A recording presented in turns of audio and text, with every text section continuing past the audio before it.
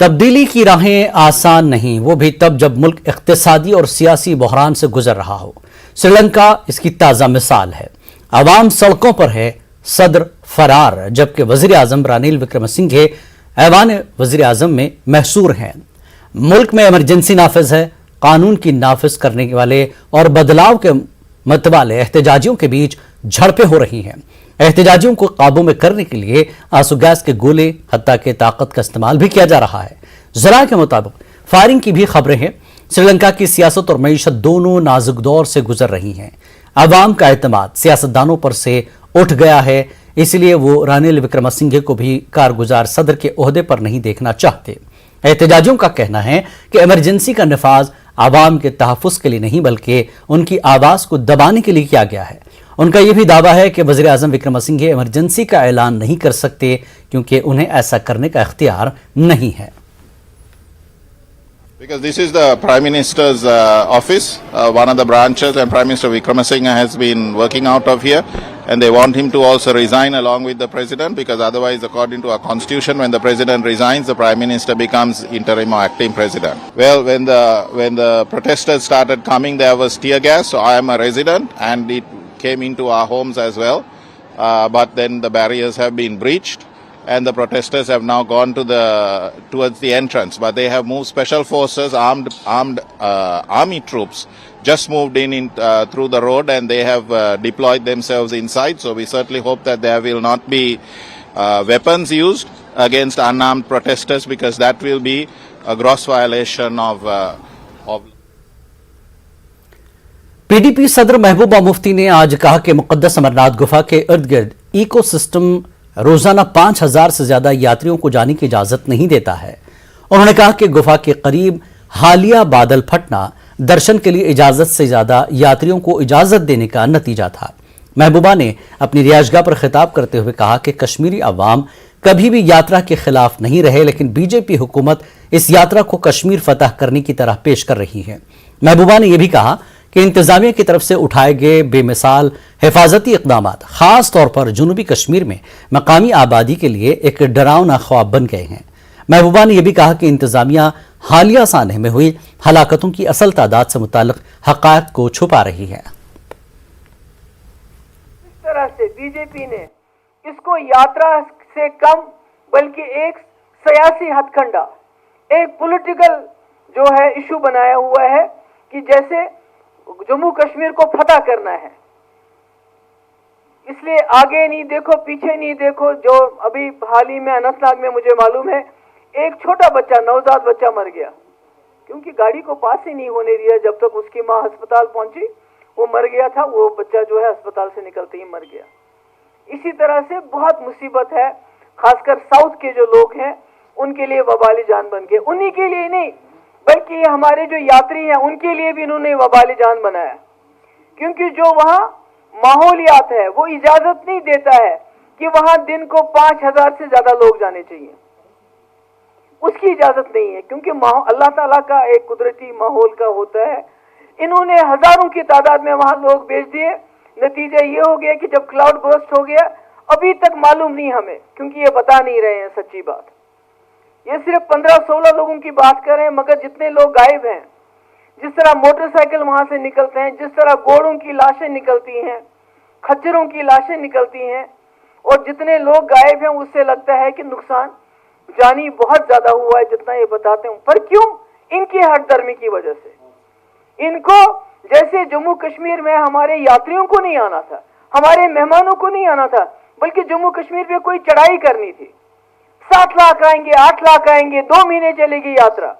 जबकि इनके पास एक रिपोर्ट है, एक कमेटी बनी थी जब पहले भी यात्रा में इसी तरह एक हसानिया हो गया था।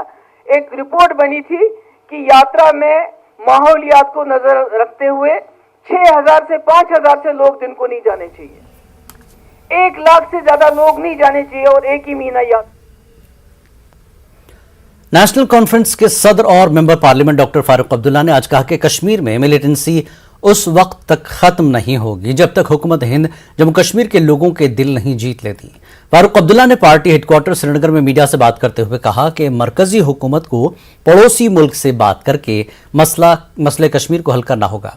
गुज़श्ता रोज मिलिटेंटों के हमले में एएसआई मुश्ताक की हलाकत पर तबसरा करते हुए डॉक्टर फारूक ने कहा कि हम ये समझने से कासिर हैं कि कातिल कौन है और नजात दहिंदा कौन है। उन्होंने मुतालबा किया कि मकतूल पुलिस एहलकारों के मुआवजे में इजाफा किया जाए ताकि इनके अहल खाना को मुश्किलात का सामना न करना पड़े।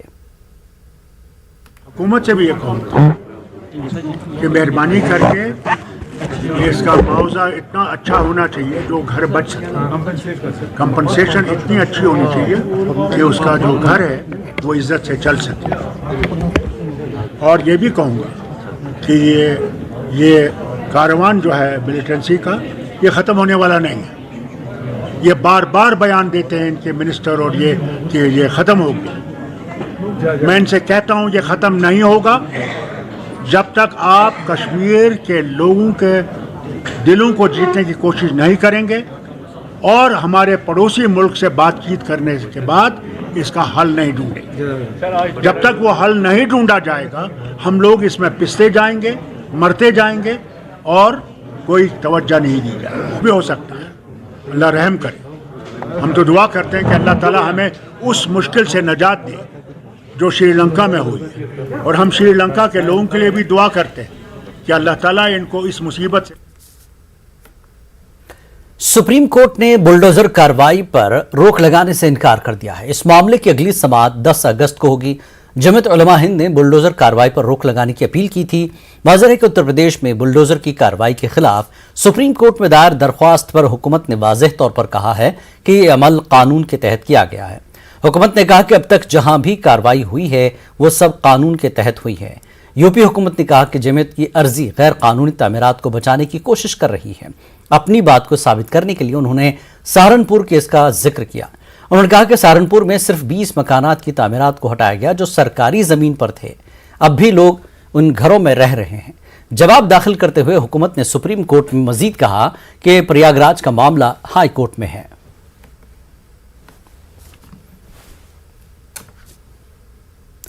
तवील ट्रायल के हवाले से सुप्रीम कोर्ट का अहम तबसरा सामने आया है। सुप्रीम कोर्ट ने कहा है कि तफ्तीशी एजेंसी की जानिब से तहकीकात को मुकम्मल करने में ताखीर की वजह से किसी मुल्जिम को आज़ादी से महरूम नहीं किया जाना चाहिए और तवील ट्रायल की सूरत में उसे जमानत पर रिहा किया जाना चाहिए।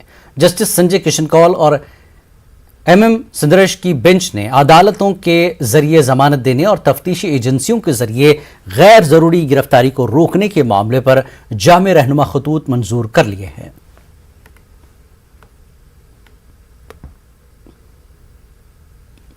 सुप्रीम कोर्ट 15 जुलाई को मरकजी हुकूमत की तरफ से फौज की भर्ती के लिए मुतनाज़ा अग्निपथ स्कीम के खिलाफ दायर दरख्वास्त पर समाअत करेगा। यह अर्जी वकील ML शर्मा ने दायर की है। दरख्वास्त में कहा गया कि जो लोग 2 साल से एयरफोर्स में तकर्री का इंतजार कर रहे हैं उन्हें खदशा है कि उनका 20 साल का करियर कम होकर 4 साल हो जाएगा। इस दरख्वास्त में मजीद कहा गया कि साल 2017 में 70,000 से ज्यादा तलबा को तरबियत दी गई थी। ट्रेनिंग के बाद तलबा को यकीन दिलाया गया था कि अपॉइंटमेंट लेटर पर रजामंदी हो जाएगी, लेकिन अब इस स्कीम के मुतारफ होने के बाद उनका करियर दांव पर लगा हुआ है।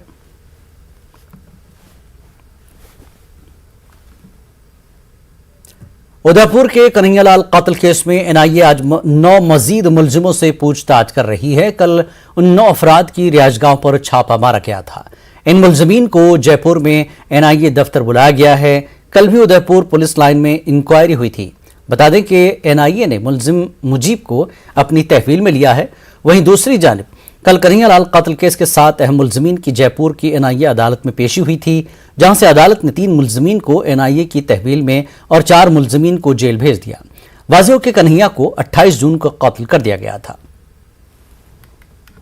उदयपुर में कन्हैयालाल हिंसा मामले की तफ्तीश केंद्रीय जांच एजेंसी NIA कर रही है, लेकिन NIA से पहले इस मामले की तफ्तीश राजस्थान की ATS भी कर रही थी और ATS की तफ्तीश के दौरान तकरीबन 18 ऐसे मोबाइल नंबर की जानकारी मिली है जो पाकिस्तान से जुड़े हुए हैं।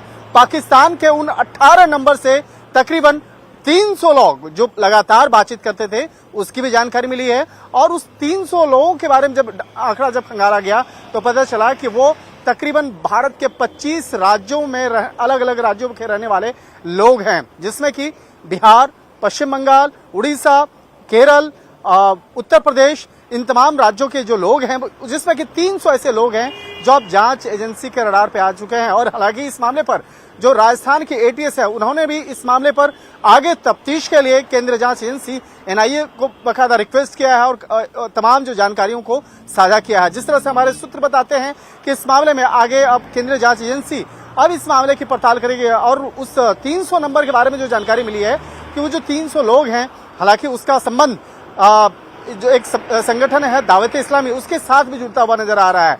तो एक तरह से देखा जाए कि दावत इस्लामी जो संगठन जो पाकिस्तान में काफी वहां पे एक्टिव है, हालांकि भारत के कई राज्यों में भी उसके ब्रांचेस हैं, तो लेकिन किस तरह से वो 18 नंबर पर जो पाकिस्तानी नंबर है उस पर लगातार बातचीत हो रही थी। अब ये मामला भी अब जांच के रडार पर आ चुका है। निश्चित तौर पे जैसे जैसे इस मामले पर तफ्तीश का दायरा आगे बढ़ता जाएगा, कई और महत्वपूर्ण जानकारियां और खुलासे सामने देखने को मिल सकते हैं।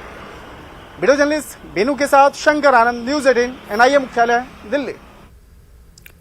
अजमेर दरगाह कमेटी ने मुतनाज़ा बयानात, नारों, तस्वीरों पर रोक लगाने के लिए नोटिस जारी किया है। कमेटी के मुताबिक इस तरह की हरकतों से दरगाह के तक़द्दुस पामाल होता है।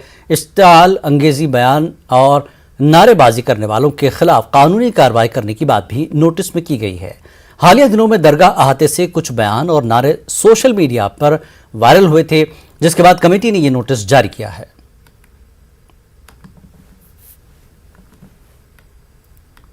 जोधपुर वाकये के बाद से राजस्थान में हालात कुछ कशीदा थे। इसको हर सतह पर बेहतर करने की कोशिश की जा रही है। इसी सिलसिले की कड़ी के तौर पर अजमेर में सर्वधर्म सद्भावना रैली निकाली गई। इस रैली में बड़ी तादाद में लोगों ने शिरकत की। रैली में लोगों ने कौमी एकता के गीत गाए। उनके हाथों में तिरंगे और बैनर थे। खुद्दाम ख्वाजा की जानिब से रैली पर फूलों की बारिश की गई। रैली में तमाम मज़ाहिब के लोगों ने शिरकत की। हमने तो देखे बहुत वेलकम किया, कोई 50 कम से कम 1000 किलो फूल बरसाए। जी जी, हमारी तरफ से कोई कमी देखी है आपने? ख्वाजा मोइनुद्दीन चिश्ती के देखो आपको फूलों में नहला दिए हमने। हमारी तरफ से तो हमने वार्म वेलकम किया। खुद्दाम ख्वाजा गरीब नवाज ने, खादिम कम्युनिटी ने, ख्वाजा मोइनुद्दीन चिश्ती ने सांप्रदायिक सौहार्द का वार्मली रिसेप्शन किया। हजारों किलो फूल बरसा दिया आपने। चाहते हैं दैट्स ऑल भाई, शुक्रिया। साबिक नायब सदर जमहूरिया हामिद अंसारी पर उठाए गए सवालात पर बीजेपी के रुकने पार्लियामेंट रमेश भदौरी ने कहा कि पाकिस्तानी कॉलम निगार नुसरत जहां ने अपने इंटरव्यू में जिस तरह से इंकशाफात किए हैं, ऐसे में इन पर सवालिया निशान खड़ा होता है। उन्होंने कहा कि मुल्क जानना चाहता है कि उन्होंने ऐसा क्यों किया। न्यूज़ 18 से बात करते हुए भदौरी ने कहा कि अंसारी जी सोनिया गांधी जी के एजेंडे को पूरा करने में लगे हुए थे। बदकिस्मती की बात है कि जो शख्स मुल्क के आईनी आला ओहदे पर फायज है, वो हिंदुस्तान की सलामती, आवाम के मुस्तकबिल से कैसे खेल रहा था। पाकिस्तानी कॉलमनिस्ट नुसरत मिर्जा ने एक इंटरव्यू दिया है जिसमें कई चौंकाने वाले खुलासे उन्होंने किए हैं। इस पूरे मसले पर हमारे साथ बात करने के लिए मौजूद हैं बीजेपी सांसद रमेश विधूड़ी।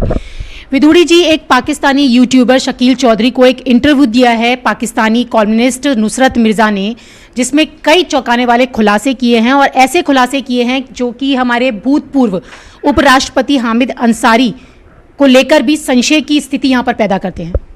देखो, सोनिया गांधी जी के ऊपर एक क्वेश्चन मार्क लगता है कि क्या कारण था। इसका मतलब वो सोनिया जी के एजेंडे को पूरा करने में अंसारी जी लगे हुए थे।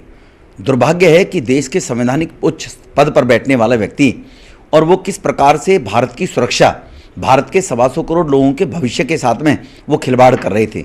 और जो नुसरत जो पाकिस्तानी कॉलमिस्ट हैं, उसको यहाँ पर आमंत्रण देने के बाद और उपराष्ट्रपति के गेस्ट के रूप में जब कोई व्यक्ति देश में कहीं भी जाएगा तो उसको फ्री हैंड मिलता है। और यहाँ भारत की जितनी भी सीक्रेट सी थी ISI को जिस प्रकार से उसने दी हैं, जो पाकिस्तानी एक इंटरव्यू में उन्होंने शकील के इंटरव्यू में खुलासा किया इस बात को लेकर, तो कांग्रेस इस बात के लिए जवाब दे।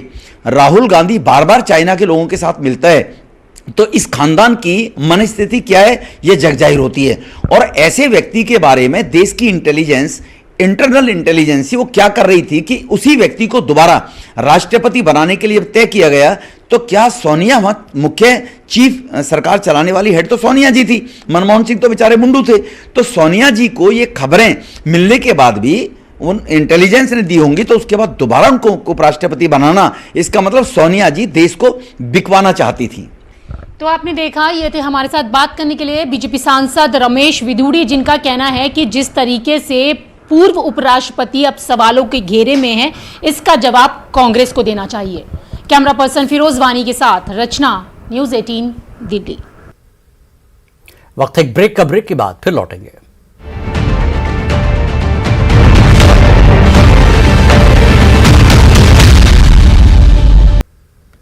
मंत्री जी ने तुरंत ये घोषणा की कि जहां पर इस प्रकार से बारिश ज़्यादा हुई है वहां पर सर्वे तुरंत किया जाए, सर्वे का रिपोर्ट तुरंत दिया जाए, उनको जो भी आकस्मिक मदद देनी पड़ती है वो दी जाए।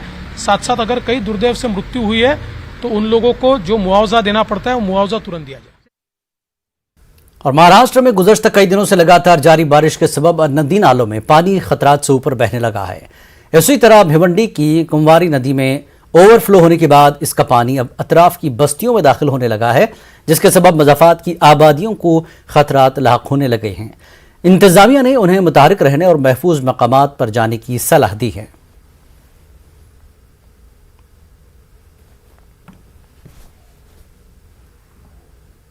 अभी लास्ट 24 आवर्स में कोंकण, गोवा, मध्य महाराष्ट्र और मराठवाड़ा में वाइड स्प्रेड रेनफॉल हुआ है।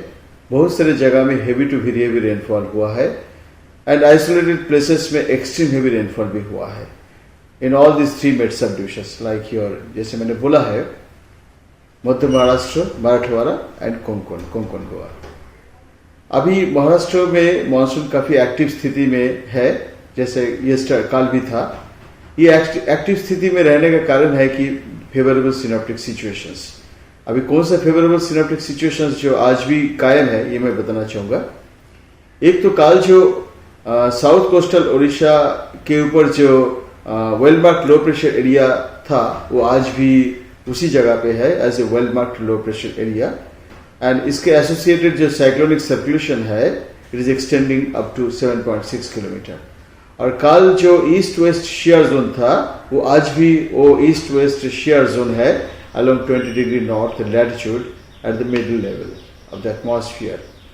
And because of this favorable synoptic situations, हम expect करेंगे कि day 1, day 2, खास करके day 1, day 2 and day 4 onwards of course कम हो जाएगा। day 1, day 2 and day 3 में widespread rainfall मिलेगा कोंकण, मध्य Maharashtra and Marathwada and day 4, 5 में मराठवाड़ा में rainfall कम हो जाएगा but the key date is day 1 and day 2, that is 13 and 14 तारीख। इसमें heavy to very heavy rainfall with isolated places में extreme heavy rainfall होने का संभावना है Konkan Goa and ghat areas of Madhya Maharashtra as well as Marathwada का एक दो जगह में भी extreme heavy rainfall का संभावना। मौजूदा तर्ज ज़िंदगी कई बीमारियों का सबब बन रही है, ख़ास तौर पर दिमागी अमराज में इजाफा हो रहा है। लिहाजा आवाम सेहतमंद ज़िंदगी की जानिब तवज्जो दें। नौचेतना अस्पताल और बेंगलुरु न्यूरो सेंटर के तहत मुनक्किदा मुफ्त तिब्बी कैंप में डॉक्टरों ने इन ख्यालात का इजहार किया। कई लोगों ने इस कैंप से फ़ायदा उठाया। आसाबी अमराज के माहिर डॉक्टर उमाशंकर ने कहा कि मौजूदा दौर में इंसानों की नींद की सतह औसत 2 घंटे हो गई है। मोबाइल फ़ोन, टीवी के स्क्रीन देखने की शरह में भी इजाफा हुआ है। इस तरह आसाबी अमराज के कई असबाब पाए जा रहे हैं। Different types of neuro problems you should look at. One is probably the commonest neurological problem would be headache. Headache is very common. About 40% of people walking on the road have headaches nowadays. So if you ask, I mean, all of you here, if I ask you, how many of you had headache in last 6 months, which is severe headache, not the mild headache, probably 50% of you will raise your hands. The reasons are, one is our lifestyle. First is that the sleep pattern is very much changed. So the amount of sleep is probably, I think we are reduced by 2 hours compared to say another 3 decades ago to now. At least average lack of reduced sleep is around 2 hours. Everybody is sleeping 2 hours less. That's one thing. Second is lot of exposure to screen time. A lot of people spend time on the television, phone and all that. The stress life is, you know that everybody is stressed nowadays. Stress is one important factor for headache and other diseases as well. For example, even hypertension, diabetes, these are all the risk factors. The lack of sleep, stress, they all become the important factors for even developing diabetes, hypertension as well. मुल्क में corona के active मामले 1,32,000 से तजावुज कर चुके हैं। जारी करदा आदाद-ओ-शुमार के मुताबिक मुल्क में पिछले 24 घंटों में कोरोना के 16,906 नए मामलों की तस्दीक हुई, जबकि इसी अरसे में 45 मरीजों की मौत हुई है। आदाद-ओ-शुमार के मुताबिक पिछले 24 घंटों में 15,447 अफराद शिफायाब हुए। मुल्क में कोरोना की यौमिया पॉजिटिविटी रेट 3.68% है।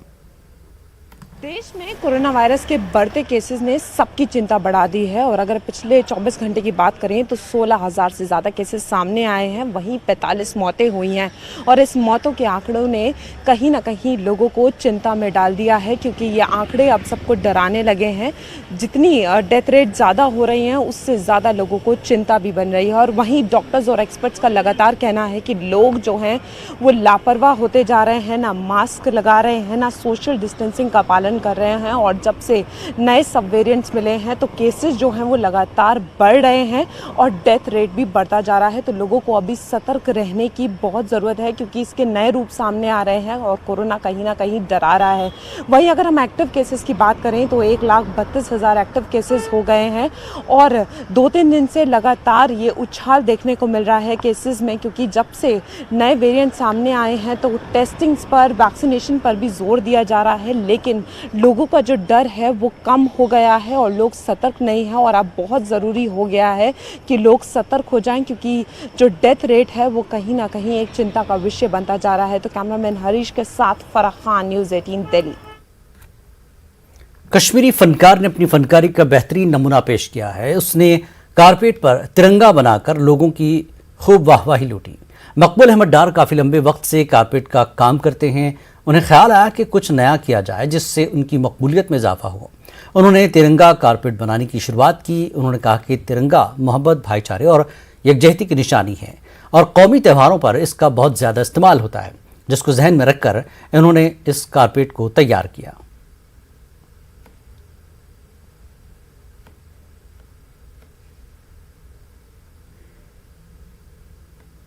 आज तक उसने कारपेट्स बनाए, वो डिज़ाइन हम नहीं उसको दिए, वो सपोर्टेड देम।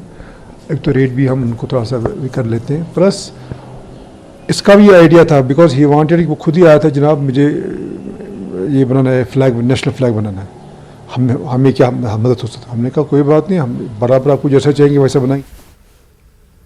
खबरनामे में फिलहाल इतना ही। आदाब।